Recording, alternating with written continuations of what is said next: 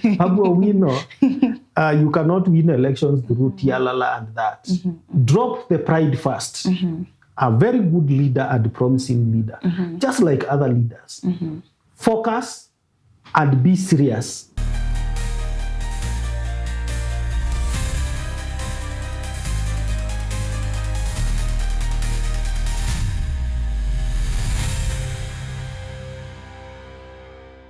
Hello and welcome to the Political Oracle, a segment of the Talk Chat podcast. My name is Jasmine Mumba and today I'm joined by Dr. Michael Ndonye. Karibu sana daktari. Asante. How are you? Good, Adim. I'm doing fine. It's nice to have you again on our discussion today. We want to look at the Kenya Moja movement that is now gaining traction in Kenya. Given that it features public figures who have a large following like Edwin Sifuna and Babu Owino.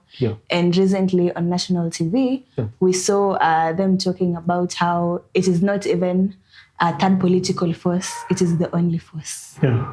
We are not a third force, we are the only force. Because there is no any other alternative to leadership.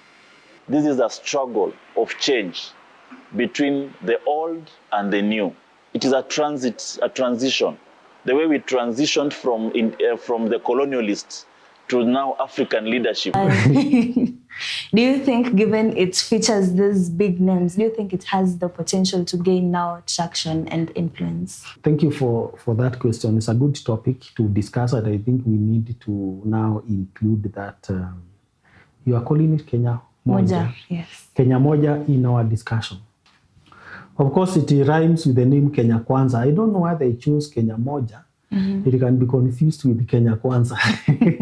I want to say this, in my opinion, that first of all, it is good that Sifuna and the core are doing something that we suggested some 1 month ago in this podcast, or we predicted, maybe it was in their mind, to form another alliance. They are saying it is the only alliance. The only force, yes. The only force. To recognize. Let me tell them, they should not have that mindset. It is not the only force.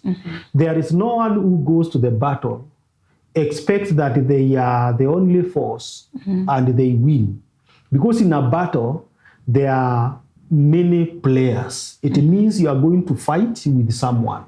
So if they say they are the only force, then they are deceiving themselves. Away from that, I can say they have a very big chance. They have a chance because Kenya has not gotten what they wanted from the Gachagua coalition. And this is the reason. The Gachagua coalition is weak and it has very many weak points.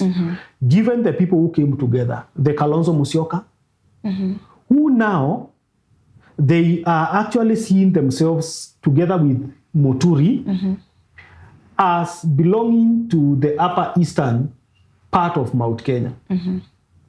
We have Gachagua, who is now at what they call now the central Mount Kenya. And secondly, we also have someone like Matiang'i in that coalition. We said Matiang'i is very shaky, very unpredictable, actually very predictable, because he has no political party, he has nothing. So we cannot count Matiang'i as part of that coalition until he has his own political party. We have other people like Eugene Wamalwa, who has his own political party, yes.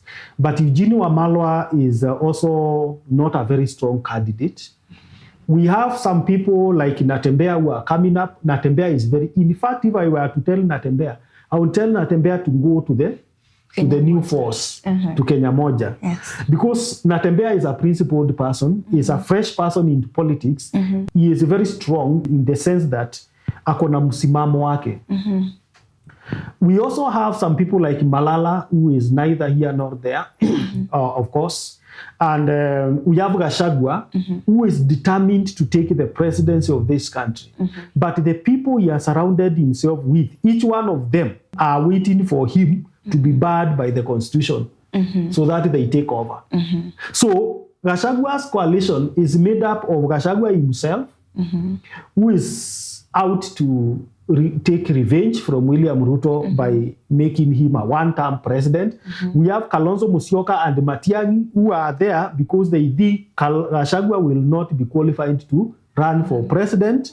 Therefore, they will be given the presidency, either of them. We have some people like Eugene Wamalwa who is there to build his own party. It has not been strong. We have someone like Malala who is building himself, who should actually defect and go to Kenya Moja. Kenya Moja. Malala is with also regarding Gachagua in that expectation that maybe Gachagua will not qualify to be the president, and therefore Malala now being the deputy of the party, he can also gain some forces and some courage going forward. So Malala is banking on Central to build him, which is very wrong. He cannot bank on Central Party to build him. Let him ask people who tried to use ODM to build them. And they never belonged to Nyanza. They have seen dust. You don't build yourself using another place's party. So you can only be there just like a flower person. So the Gachagua coalition is weak. And because of that weakness, that is why now the Kenya Moja coalition is coming at a vantage points, and a coalition that can actually shake the future politics of this country. If they organize themselves well, if they only accept politicians who are not opportunists, they will be able to go far. And Gen Zs will be able to support them because they are also a new blood. Because there we have Babu Owino. If we are going to have now the ODM Secretary General, Edwin Sifuna, if they are going to bring other people now, they were saying they can bring someone like Ndonye Nyoro. Ndonye Nyoro is a presidential material. Okay? And other young people, other young thugs, especially the millennials, who can take over power, and also Generation X who have matured in politics, who can take power from the legacy politicians, it will be unstoppable. But they will need to have a plan more than saying we are the only force. And I want to warn Babu Owino, because I know Babu Owino is a very promising politician, together with the Sifuna. They should not take the ODM mindset to that coalition. If they go there with the ODM mindset of we are the only force, Guinea was a cow, sijui nini, they will be defeated. Because one thing that has failed ODM for many times is pride. They should not take pride to that coalition. If they take pride to that coalition, it will fail like ODM. They should go there with a new mindset. Shed off the mindset and the garments, political garments of ODM. And they should go there with a new mindset. One, politics is war. We are here, we have competitors, we need to put in place strategies, we need to bring in people who can advise us, strategies that can make us win over the current regime. That way, they will be able to be the only force. But they should not also belittle the forces that exist, including the Gachagua force. Yes. Now, you've talked about them not being too confident, and I've remembered in the interview when asked about maybe forming now a formal and registered political party, Babu Owino was saying Babu Owino itself is bigger than other registered political parties. Which is pride? Every political party is always registered with an intention to get the people. But the moment we have the people, then in ourselves, the name Babu Owino, ain't it bigger than almost 100% of the political parties in this country? So Babu Owino alone is a political party. Babu Owino anastahili kuachana na pride. Siasa itakangi pride first. Because this is not tialala. By the way, let me tell you, you cannot win elections by tialala. If he takes tialala to that, it will not work. So tialala was for NASA, we called Tibim. Babu Owino, you cannot win elections through tialala and that. Drop the pride first. a very good leader and promising leader, just like other leaders. Focus and be serious. And bring those other things when you know you have strong foundation. Yeah. Okay. And you've also mentioned about how they are young blood and so you're not the normal old legacy politicians we are used to. So in what ways are they likely to influence now the political discourse given they're featuring the younger generation? I'm not going to say they are going to influence. I'm going to say they can. They can means they have the possibility and the potential. But potential is nothing unless there is a plan. If they come up with a good plan, they can. If they are going to sleep on the potential that they have, they will be seeing presidency on Viusasa. They will be hearing it, that there is something called presidency. And you see, the problem is that sometimes we don't tell our leaders the truth. That is the truth. Let them come up with a plan, full stop. If they have the plan, they implement the plan, they have the highest chance. Remember we said the other day, the young people, the Gen Zs and millennials, they have no hold. They have no strong hold that they can hold and say, this is a hopeful person. But if they don't do that, if they are going to play around and waste time and believing that they are the only people, no, they need not have the pride of Gor Mahia. I think they should read the story of Gor Mahia and the Nandi warrior. There is the story which is told of the Nandi. Actually, there was no specific warrior, but there were Nandi fighting the Luos in the legends. And the story parallels the biblical story of Samson. And it is said, this Luo warrior, the Luanda Magere, you could only kill him by piercing his what? His shadow. And then the Nandis realized, we cannot win this war by blood and flesh. We can only fight it through the mind. And they gave Luanda Magere a girl to marry. Luanda Magere accepted the girl. And the girl kept prodding Luanda Magere to tell him, where does your power come from? Luanda Magere and another wife. And Luanda Magere could only be treated and give secrets to the first wife. One day, the wife was not there. And Luanda Magere needed to be treated. And he called the Nandi girl and he told the Nandi girl, please, I want you to rub some medicine on me. And then you cannot rub, so can you cut my shadow? And then rub there and I will be healed. And the girl realized, so this is where your life is. And the Nandi girl went and he told the Nandi people, here is the secret. They came and they killed Luanda Magere. Why? Because Luanda Magere was so proud, just like we usually see Samson did. So they should never underrate someone who is using strategy and another person who is using flesh and blood. Politics is not war of flesh and blood.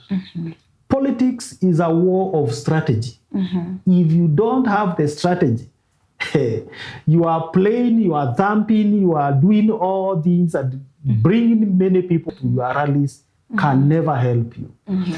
The earlier they learn that, the better. Good news is this. For the Kenya Moja, they are young. They have the potential. They can move and change the course of politics in this country.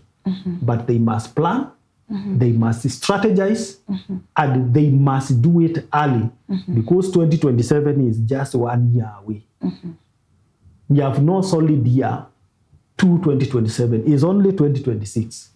2027 January, we will be counting months to election. They should start early. So with good strategy, they can actually challenge the old guard in politics. They can. They can. I don't want to tell them they will. They can. Okay. So it depends on them. Because the political principles are universal. But the application is personal, is specific. So they must make a decision. Okay. Yeah. So we should watch out. They can become a formidable force to reckon with. Yes, they can. Okay. Yeah. That's interesting. Yeah. And do you think this now Kenya Moja movement faces the risk of maybe being absorbed into the existing coalitions if they don't watch out? There are two coalitions. Of course, we have Kenya Kwanza, which has already swallowed ODM, and therefore weakened Azimio la Umoja. There is no longer Umoja there. Now it's not Azimio, it's Azimio. Umoja hakuna. Umoja ilienda. So we have Azimio. So that one has no head. It's a coalition which has no head as we speak, because I no longer see even the Secretary General for Azimio. Yeah, unakumbuka alikuwa anagonga masufuria sometime. He is no longer. I don't see him. Now, there is the Gachagua coalition. I don't know whether they have given it a name, but it's a coalition which could be short-lived. Okay? So, which coalition can they join? If they join Kenya Kwanza, they have compromised. If they join the Gachagua coalition, they have compromised. Yeah. So, they are the only coalition that can shape the future of politics in this country. If they plan, they must plan. Okay. Yeah. Okay, so, but I remember in an interview a while back, you said that President Ruto is also very strategic. Like he's slowly recruiting members to his side. Like now he's successfully recruited Raila. So is it likely that maybe he can now also strategize to maybe now bring them to his camp? Okay, when you go to fight with someone, because we have said politics is war, and politics is not war of flesh and blood. Politics is war of the mind. It's the war of strategy. It's the war of planning. And that is why they need to do what we call SWOT analysis. They can call it PESTEL. They can call it the risk analysis. Let them do a prediction. And first of all, realize they have a giant before them. Who is the giant? William Ruto. Okay? William Ruto is not someone who is weak. So if they have to host Ruto, if they have to remove Ruto, they first of all understand he is incumbent. He has all the advantages of incumbency. Two, Ruto is not a political greenhorn. He is a person of strategy. He is a big schemer. He removed a candidate. He won against a candidate who was supported by the state in 2022. So they needed to sit down, scale him down, and see this is the weight of the giant we are going to fight with. And then they should come up with a better plan, a better scheme. They must be better schemers than William Ruto to remove him. And that is why I'm saying they need strategy, they need a plan. And that plan and strategy must be better than that of William Ruto. Yes. Okay, now as we come to the conclusion, in this discussion you've talked about how they can become a formidable force to reckon with. Do you think come 2027, what role are they going to play? Maybe could they become kingmaker or spoilers? There are only two things that they can do. They can plan well and strategize and remove Ruto from power in 2027. Two, they can build themselves awaiting 2032. Okay? Because it is not easy to build yourself politically. It takes time. None of these young people has gone to an extent where William Ruto, the likes of Kalonzo Musyoka, the likes of, if you start talking about presidency, there are those people that you know they are at the level of presidency historically, and they have built presidential capital And those are the likes of Kalonzo Musyoka, the likes of Raila Odinga, William Ruto himself, Mudavadi, you know. Now, when you talk about Babu Owino, Babu Owino is still growing. And that is why I was saying even someone like Ndindi Nyoro. Ndindi Nyoro is above Babu Owino in terms of appeal as a presidency. I'm not saying Babu Owino will never grow to that point. But maybe 2027, they will use that platform to grow themselves. Okay. In fact, I can tell you, Ruto built himself in 2010. And he tested himself using the 2010 Constitution, No movement, of which he proved himself to be the kingmaker in Rift Valley. He was able to convince 60% of voters in the Rift Valley to vote no against the 2010 Constitution. Ndindi Nyoro has not done that. Babu Owino has not done that. Sifuna has not done that. But it doesn't mean that is the entry, what we call the entry candidate for presidential. But they need to build themselves. One, resource-wise. To be president, you need resources. You need acceptance, both by the elites and the bourgeoisie and the proletariat, if I were to use Karl Marx language here. The voters and the people who pay the voters. The people who go to vote and those who use money to influence the vote. Remember, we outlined also the deep states, the internal deep states, the external deep states, and what happens in the boardroom. And if they are able to do that, it means someone must observe them and see potential in them. So they might decide to use 2027 as a springboard to be able to prepare them for 2032. 3, they might decide to compromise and join any of these coalitions. Then they will be finished forever. The choice is theirs. Okay. Yeah. that is food for thought. Yeah. Yeah. Thank you so much, Daktari, for your take. It has been very insightful and interesting. For our viewers, don't forget to like and subscribe to our YouTube channel. I've been your host, Jasmine Mumba. Bye.